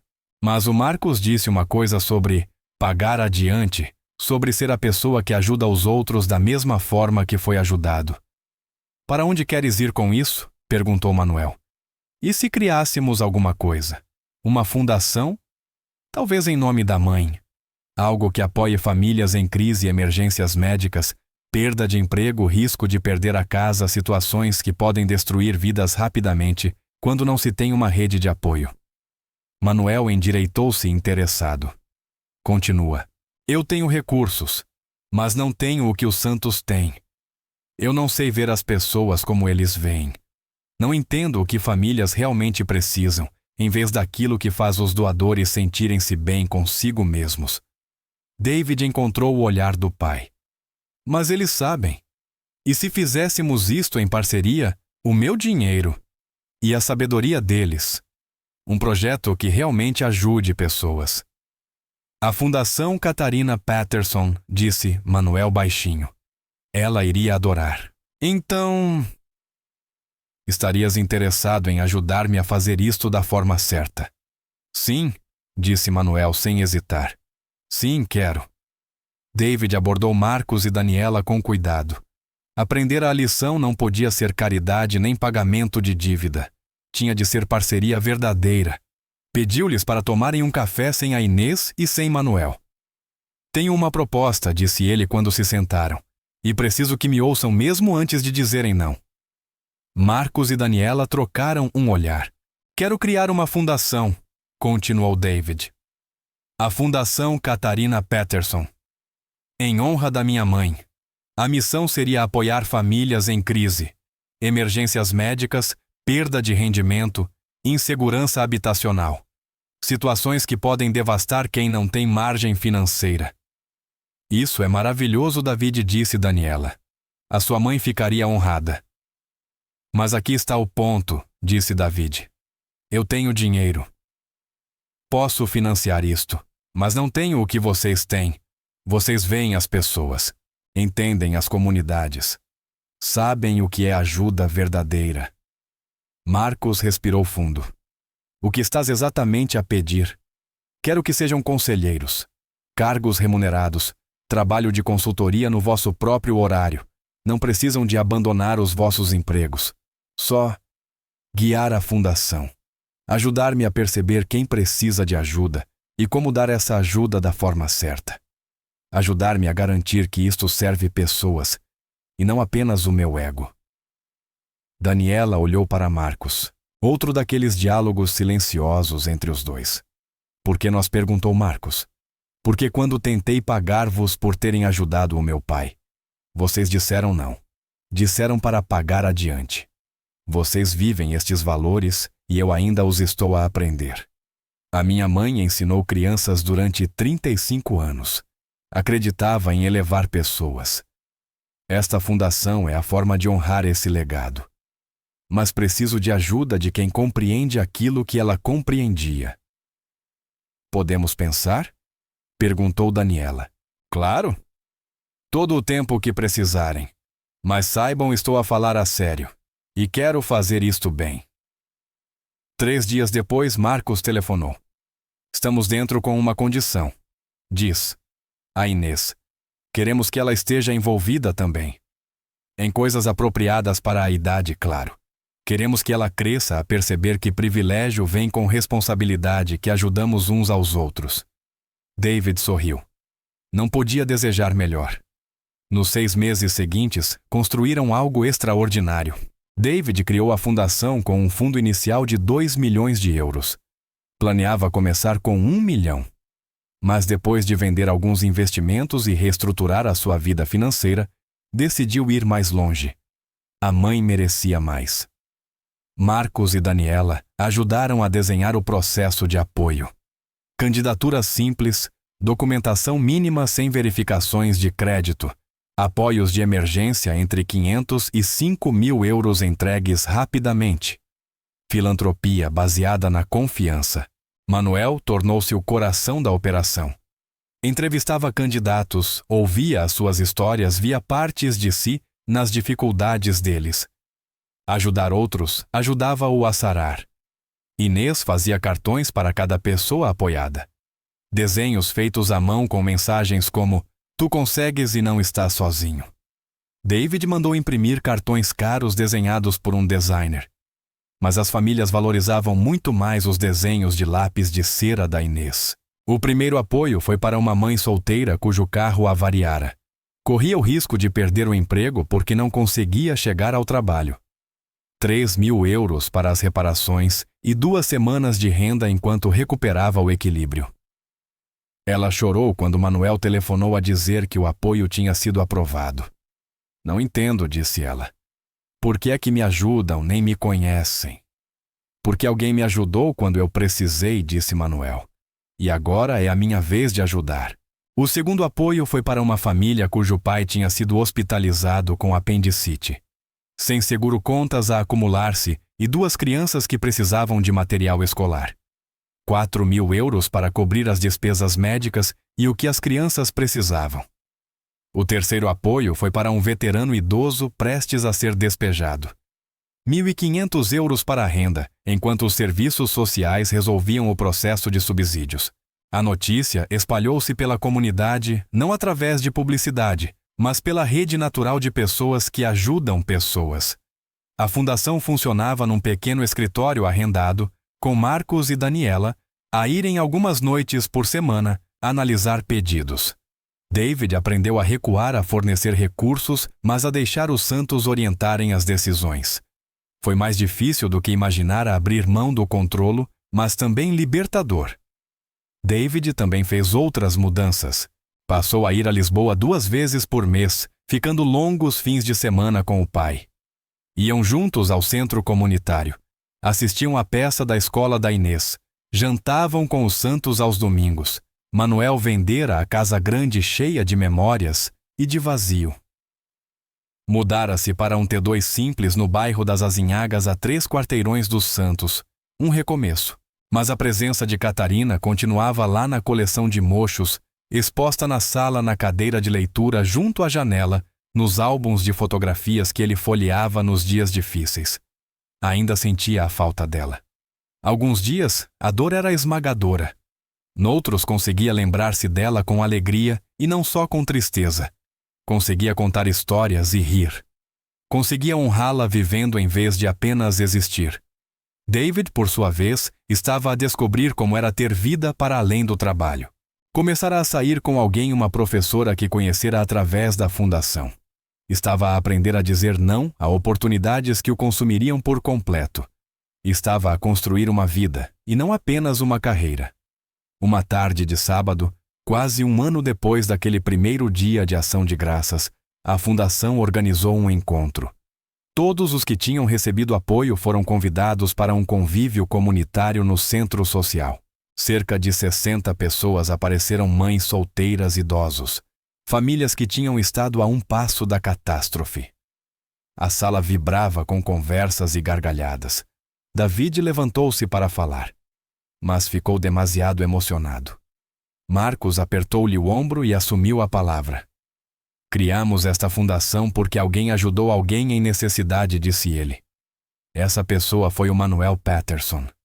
E as pessoas que ajudaram foram a minha família. Na altura não sabíamos onde isso iria dar. Só sabíamos que alguém precisava de uma refeição e de companhia naquele dia de ação de graças. Olhou à volta da sala. Cada pessoa aqui tem uma história. Um momento em que não sabiam de onde viria ajuda. E agora estão aqui. Sobreviveram. Alguns com a nossa ajuda. Todos com a vossa própria força e determinação. Daniela juntou-se a ele. Esta fundação não é só sobre apoios financeiros. É sobre lembrar que estamos todos ligados, que todos passamos por dificuldades, que todos precisamos de ajuda às vezes. E que quando ajudamos, criamos ondas que se espalham muito mais longe do que imaginamos. Inês, agora com 8 anos, puxou a manga da camisola da mãe. Daniela levantou-a ao colo para que todos a vissem. Eu quero dizer uma coisa, anunciou ela. A sala ficou em silêncio. A minha avó Ruth dizia que estar sozinho com pensamentos tristes é como estar num quarto escuro. As pessoas ajudam a acender as luzes.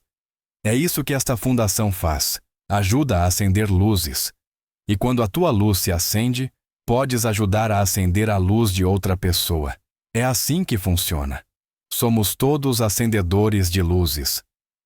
A sala irrompeu em aplausos. As pessoas misturaram-se partilhando histórias. Um pai solteiro contou como um apoio o tinha impedido de ser despejado e agora fazia voluntariado num centro para pessoas sem abrigo. Uma idosa explicou que a ajuda com as despesas médicas lhe permitira continuar a comprar a medicação e agora orientava jovens na sua igreja. As ondas estavam a espalhar-se.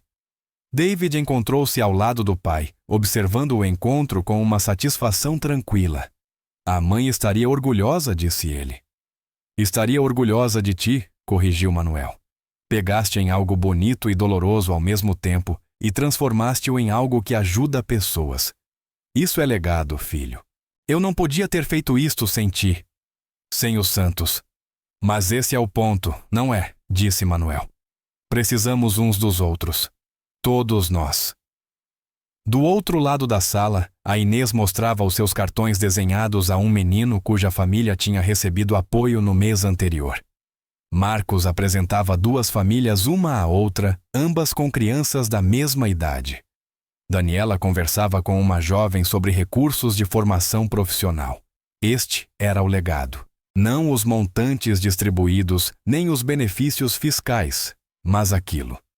Pessoas a ligarem-se, a apoiarem-se mutuamente, a construírem comunidade. David aprendera que riqueza sem sabedoria eram apenas números. Mas riqueza guiada por compaixão por gente que entendia a luta pela convicção de uma menina de 7 anos de que todos merecem uma luz na escuridão, isso era transformador. A Fundação Catarina Patterson ajudaria centenas de famílias ao longo dos anos, mas o seu verdadeiro presente era mais simples e profundo. Recordava as pessoas que não estavam sozinhas, que crise não precisava de significar catástrofe. Que alguém as via, as valorizava e acreditava no seu valor intrínseco. Tudo porque uma família negra com apenas o suficiente para pagar as próprias contas viu um idoso branco a chorar num banco de jardim e decidiu que a bondade era mais importante do que a conveniência. Convidou-o para o jantar de ação de graças e tratou-o como família. Recusou o pagamento porque há coisas que não se podem e não se devem comprar. Ensinou a um empresário rico que o melhor investimento não está em imóveis ou ações, mas em pessoas. Que aparecer importa mais do que enviar cheques. Que presença é o maior presente. E provaram que família não é apenas sangue, é escolha. São as pessoas que te veem no teu pior e ainda assim se sentam ao teu lado. É uma menina que oferece bondade a estranhos. É um pai que passa a noite inteira num hospital. É uma mãe que põe sempre mais 2 pratos na mesa. Quando o encontro estava a chegar ao fim, Inês correu até Manuel com um dos seus cartões. Este tinha um sol com raios a espalharem-se em todas as direções. À volta de cada raio, escrevera nomes: Marcos, Daniela, Inês, Manuel, David e Catarina, e dezenas de outros, pessoas que a fundação tinha ajudado, pessoas que tinham ajudado outras. Olhe, Sr. Manuel, estamos todos ligados. Todas estas pessoas são todos raios de luz do mesmo sol. Manuel ajoelhou-se e abraçou aquela criança extraordinária, que 1 ano antes o tinha visto a chorar num banco, e decidira que ele precisava de conforto. Tens toda a razão, Inês. Estamos todos ligados, todos parte da mesma luz. David observou-os, o coração cheio. Iniciara esta jornada a pensar que precisava de agradecer aos santos com dinheiro. Terminara percebendo que o verdadeiro presente era aprender a ver pessoas como eles veem, a aparecer, a estar presente, a amar sem esperar nada em troca. A Fundação Catarina Patterson não era apenas o legado da mãe dele, era o legado da família Santos também. Era a convicção da Inês de que as pessoas importam. Era a presença inabalável do Marcos num momento de crise de um desconhecido. Era a porta sempre aberta e o espírito generoso da Daniela.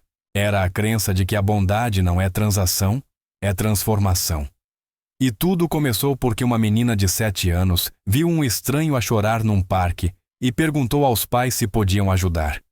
Às vezes, os gestos mais pequenos criam as maiores ondas de bem. 3 anos depois, a fundação tinha ajudado mais de 500 famílias. Mas mais do que isso, tinha criado uma rede de cuidado. Pessoas que tinham sido ajudadas voltavam para contribuir, voluntariar-se, doar o que podiam ajudar outros à sua maneira. Manuel, agora com 78 anos, estava mais saudável do que estivera em anos. Ainda sentia falta de Catarina todos os dias, mas estava a viver outra vez, em vez de apenas existir. Começara até um grupo de apoio ao luto no centro comunitário, ajudando outros a navegar a perda. David fizera mudanças permanentes. Vivia agora em Lisboa, num apartamento modesto perto do pai. Continuava a liderar a Patterson Enterprises, mas como presidente, não como diretor executivo. Tinha tempo para relações para envolvimento comunitário para os jantares de domingo, que nunca mais eram cancelados. Marcos e Daniela tinham usado os honorários de consultoria para finalmente levar a Inês a Disneyland Paris, a viagem com que ela sonhava há anos. Também tinham começado um fundo universitário para ela. Inês, agora com 10 anos, anunciara que queria dirigir uma organização sem fins lucrativos, quando crescesse como a Fundação, mas para animais, porque eles também precisam de acendedores de luzes. Nesse ano, no Dia de Ação de Graças, todos se reuniram no centro comunitário para um enorme convívio.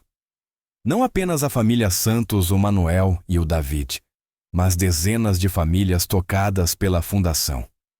A sala transbordava de comida, gargalhadas e ligação humana. Antes de comerem, Manuel levantou-se para falar. A sua voz estava forte e firme. Há 4 anos eu estava sentado num banco do Parque das Laranjeiras completamente perdido. A minha esposa tinha morrido e eu não sabia como continuar. Achei que talvez fosse simplesmente desaparecer devagarinho e que ninguém notaria ou se importaria. Olhou para a família Santos. Então uma menina de 7 anos viu-me a chorar e decidiu que eu precisava de ajuda.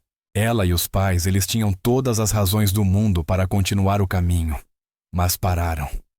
Convidaram-me para as suas vidas. Trataram-me com uma bondade que eu não merecia e uma generosidade que eu não podia retribuir. A voz de Manuel engrossou com a emoção. Essa bondade salvou-me a vida literalmente. E começou algo muito maior do que qualquer um de nós imaginou. A Fundação Catarina Patterson existe porque a família Santos me ensinou que ajudar os outros é a forma de nos curarmos, que estamos todos ligados, Que pequenos atos de amor criam ondas que nunca deixam de se espalhar. Ergueu o copo.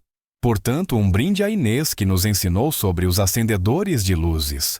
Ao Marcos e a Daniela, que nos mostram todos os dias o que é comunidade verdadeira. Ao meu filho David, que finalmente descobriu o que realmente importa. A Catarina, cuja memória nos inspira a ser melhores. E a todos nesta sala, todos vocês são prova de que a bondade nunca se desperdiça. Que as pessoas importam mais do que qualquer outra coisa. Que estamos todos apenas a acompanhar-nos uns aos outros até casa. Saúde. Saúde ecoou a sala, copos erguidos. Inês subiu para cima da cadeira para poder ver toda a gente. E lembrem-se, anunciou ela com a confiança de uma criança de 10 anos, que acha que já descobriu o segredo da vida. Somos todos acendedores de luzes, todos sem exceção.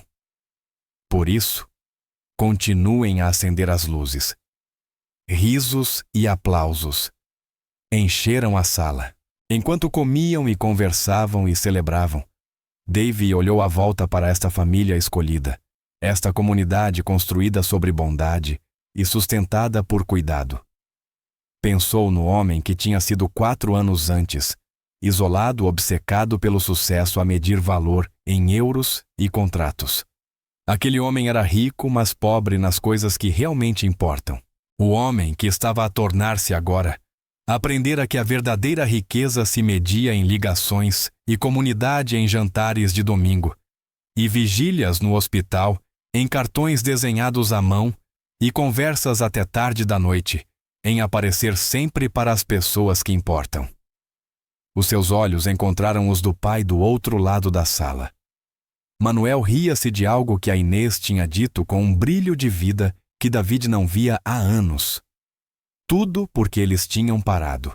Porque perante um estranho a chorar num banco, a família Santos escolheu a bondade em vez da conveniência. Viu um ser humano em sofrimento e decidiu que isso era mais importante do que os próprios planos. Essa escolha salvou a vida do Manuel. E ao salvar Manuel, transformou Davi. Criou uma fundação que ajudaria milhares. Criou uma comunidade que os sustentaria a todos. Tudo por causa de uma pergunta simples, feita por uma menina de 7 anos, a um estranho que chorava. Está triste porque alguém que ama foi para o céu. Se esta história tocou o seu coração, partilhe-a com alguém que precise ouvi-la. Todos conhecemos alguém que está a lutar, alguém que se sente perdido. Alguém sentado num banco a perguntar-se se alguém o vê. Seja a pessoa que para. Seja a pessoa que pergunta se está tudo bem. Seja o acendedor de luzes. E se for você, a pessoa sentada no banco, agora aguente firme. A sua Inês pode estar mesmo ao virar da esquina. A sua comunidade está a caminho. Você não está sozinho, mesmo quando parece que está. Obrigado por ter ficado comigo até ao fim desta história. Vemo-nos na próxima. Junte-se a nós, partilhando histórias com significado, deixe um gosto. Subscreva e ative o sino para começar o seu dia com lições profundas e empatia verdadeira.